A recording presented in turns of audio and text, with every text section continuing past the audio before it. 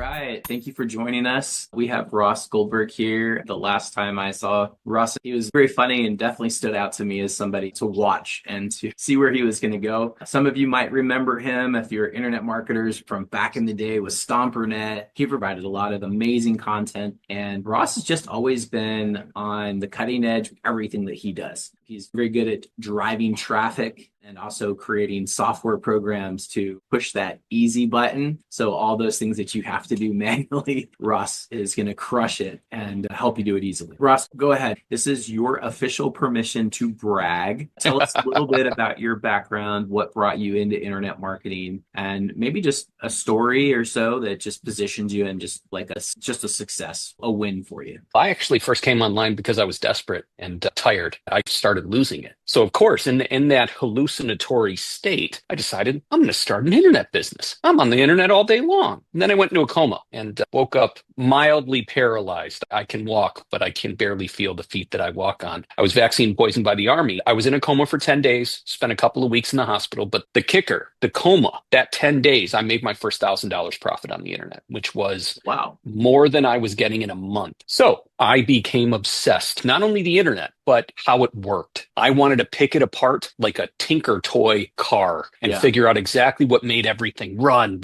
why people would do this, do that, do this, do that. I have a background in psychology. I was a little short of my degree, but I was fascinated. I tried everything. I refused to hire. I had money. We made about $100,000 profit. I could have afforded some help. I could have afforded a coach. None of those things even crossed my mind because in 2005, there wasn't someone to pat me on the shoulder and be like, hey, why don't you get some help? So I did it all. And that was the ridiculousness that started me on the path to understanding traffic in a way that very few people can because they shouldn't. They got good at a thing or two. I wanted to know everything. right. And it led me to some pain. It led me to a lot of pain, but that pain is how I learned not to make the same mistake twice. I sold thousands of my initial traffic program. Yeah. I've done some cool stuff. I helped run Stompernet for a period of time. I did. My idea, I was not the guy coding, but my idea became a software that sold millions of dollars because I was smart enough not to really worry about having my brand or my ego attached. So I've done some smart things. I've made some good decisions. And most importantly, I've made a ton of bad ones. And that's what's led me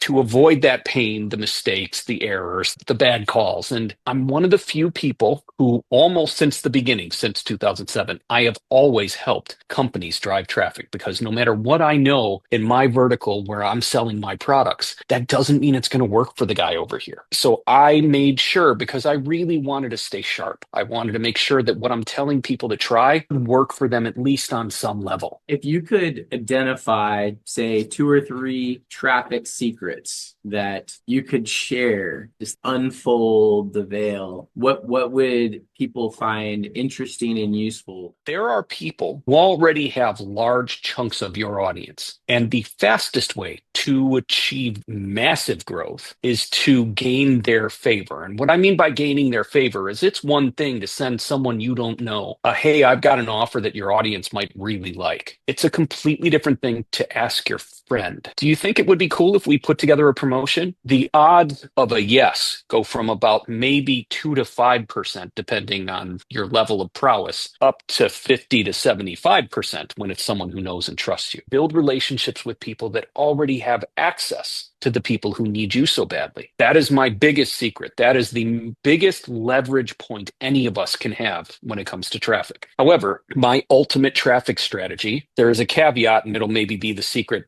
We'll do 2 secrets in one. Okay. I see a lot of people, my perfect person is a course creator, coach, expert, but I see this also with even like a brick and mortar store. Focusing on one platform is the biggest mistake you can possibly make. I'll use Facebook as an example. It's probably the best and worst example at the same time because Facebook changes their settings and their algorithms on a dime. They don't ask us, they don't tell us, they don't treat us with any respect. Even those of us that are paying for ads, they could completely change how they work and they don't say a word because they're the ones in power. So what they're doing is optimizing their systems. Of course, for us, their users, they want us to enjoy ourselves and use their website. But what they're really looking for is engagement and profitability. That doesn't always cater to us trying to to do business there. So if you were to put all of your eggs in Facebook's basket, you're literally asking for them to walk up behind you and go and knock all the eggs onto the floor so they shatter. When you're in business, none of us can afford to live at that kind of risk. So when people ask me, what should I be doing to drive traffic? You need three separate things. Okay. Now, sometimes these can be on one platform, but you should always at least have a backup. So for me, Facebook is my primary, but I'm playing with my LinkedIn again because I know I should be pulling business off of LinkedIn. It's where my business is, meaning my people are there. I know they're there. I'm also bringing a little life back into my old YouTube. Crazy, wonderful content on my YouTube from like my old seminars. I ran a bunch of tests over the last couple of years, and I uploaded a couple of like Mark Joyner's presentation for my virtual seminar. Like that level of cool is just sitting there, and it's had 80 views or something. That's what I get for not putting some energy behind it. So my point, I'm with you on that. I am 100% sure you're with me on this.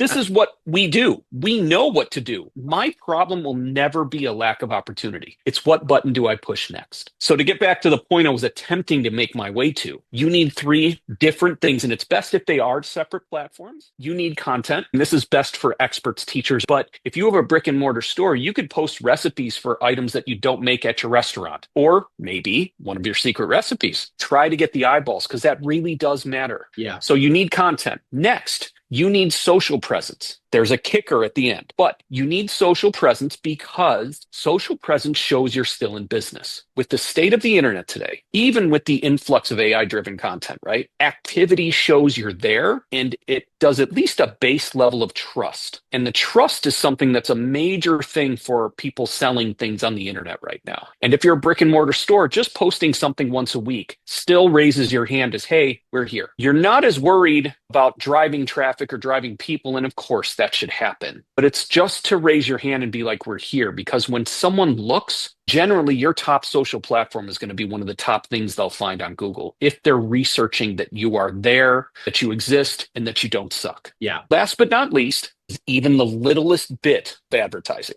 I know a lot of companies are just like, we won't advertise. We won't advertise. I have yet to see a retargeting campaign that wasn't profitable. Yeah. And I'm talking, you can do $3 to $5 a day. If you don't have a large amount of traffic, that should cover everything you've got. In fact, I've seen brick and mortar stores specifically where $3 a day was too much. They had to make it two because they were blasting the 18 people that have been to their website 50 times over a period of 3 to 4 days. That's way too much. So even just the smallest amount of advertising, and if you're not getting a lot of traffic on the internet, retargeting may not be your thing, but maybe have a deal made up with parallel store or someone in your market that doesn't compete with you on products. You could just have a swap in their follow-up anytime someone buys and do the same for them. And it costs almost nothing. So why wouldn't you do it? Yeah. So the kicker with these things that I'm recommending, there's a side benefit that most people don't realize is each one builds off the others. So if you have a website that you control and you have the Facebook tracking pixel on it, you can target those people with an aggressive buy my stuff offer. You know that they were on your website and that they're into what you do. So now, even though the rest of your marketing could be the most gentle thing, you could be flowers and rainbows. Right. You can make an aggressive offer to those people that were hanging out on your website because you know they're already into you. On your socials, you generally, I call social media earned traffic. What that means is you don't want to beat anybody over the head.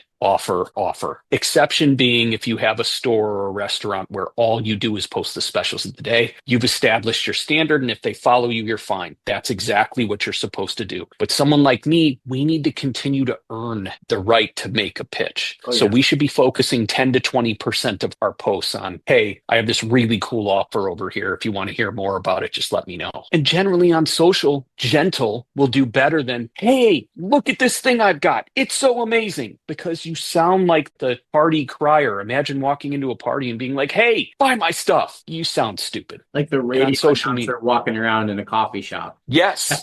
And imagine being that. Imagine how red your face would be and how embarrassed you would be if you had to walk into Starbucks and yell at the top of your lungs your most recent offer. No, I don't ever want to do that. If you can't advertise, I will politely smile as I walk away and say, hey, you do you. But even just content and social, social, if you earn your social engagement, there's nothing wrong with saying, I've got this really cool thing I wrote or recorded over here. So now you're compounding the efforts of the content that you built instead of just leaving it for if you build it, they will come. They don't. You can announce it on your socials and actually extend that and have people love you for it. Yeah. And that's how it's a handshake back and forth. These things work together. So if you can do that and have them in different locations, insanely beneficial. Thank you, Ross, man. I really appreciate you taking the time to share all of your wisdom with us. Ross is arguably the king of traffic and has many years of experience and knowledge that we can draw from. Those of you in the Market Leap group, hit him up if you need help. Talk to him. I'm sure he'll be very helpful or useful for you to have a conversation and see how Ross can help you as well. Thank you, Ross, again for being here, and we'll call it a wrap. Sounds great. Thanks for having me, and connect with me, whether in the Market Leap group or just generically on the internet. I'm all over the place. I'm pretty easy to find.